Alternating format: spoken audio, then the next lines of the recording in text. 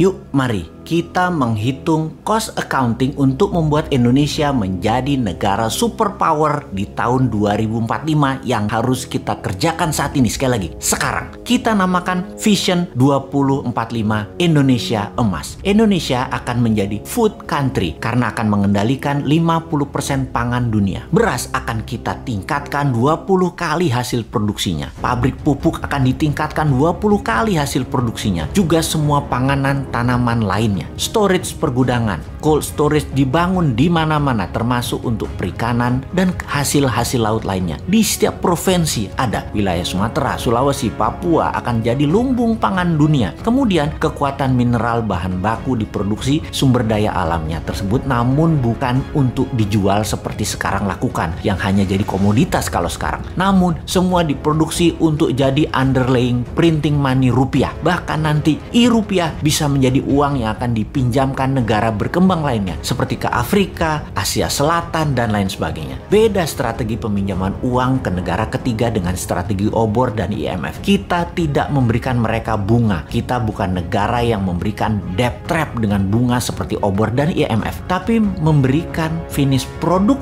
yang mereka buat untuk Indonesia dengan harga 20% lebih murah untuk produk dan bahan yang Indonesia tidak bisa produksi. Lebih elegan cara kita. Namanya juga New Mind. Lalu kita akan menguatkan kekuatan armada perang kita dengan 4 angkatan perang dengan kekuatan laut didahulukan. Armada laut dan transportasi laut Indonesia akan menjadi terkuat di dunia karena akan membangun kapal mulai dari kapal nelayan hingga kapal kargo, mother vessel hingga kapal perang. Kita akan kembalikan kekuatan kerajaan Sriwijaya dan Majapahit. Ditambah mata elang, kekuatan pesawat udara jarak pendek di mana Indonesia akan memproduksi pesawatnya Pak Habibie. Lalu kekuatan Space Army dengan satelitnya ada di mana-mana. Lalu kita akan membangun infrastruktur jalanan, rel kereta api, pelabuhan kapal laut, terminal bus, dan truk kargo untuk mobilisasi produk dan manusia termasuk memproduksi kendaraannya. Lokal kontennya harus mendekati 100% semua proyek ini. Dan ada sebuah hal yang penting lagi, yaitu membangun 10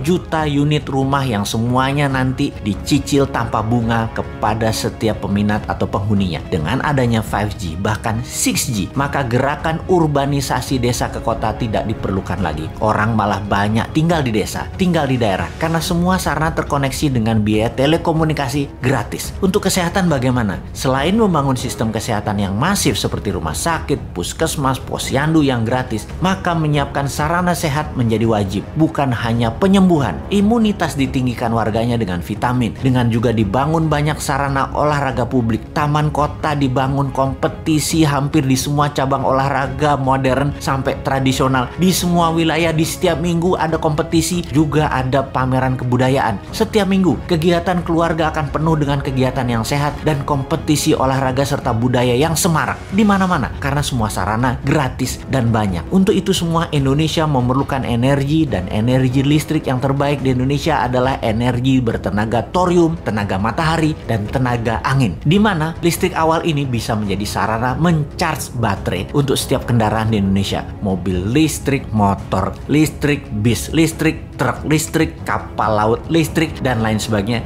Hingga power plant tenaga batu bara yang merusak lingkungan itu akan hilang dalam 5 tahun ke depan. Cost accounting ini mohon ditambah lagi ya sahabat. Capek juga berhalu sendirian. Wahai sahabat New Mind, halunya dilanjutkan di komen Anda di bawah ini. Tenang, uangnya ada. Pastinya bukan pakai hutang negara lain ala janji suci yang lalu ya.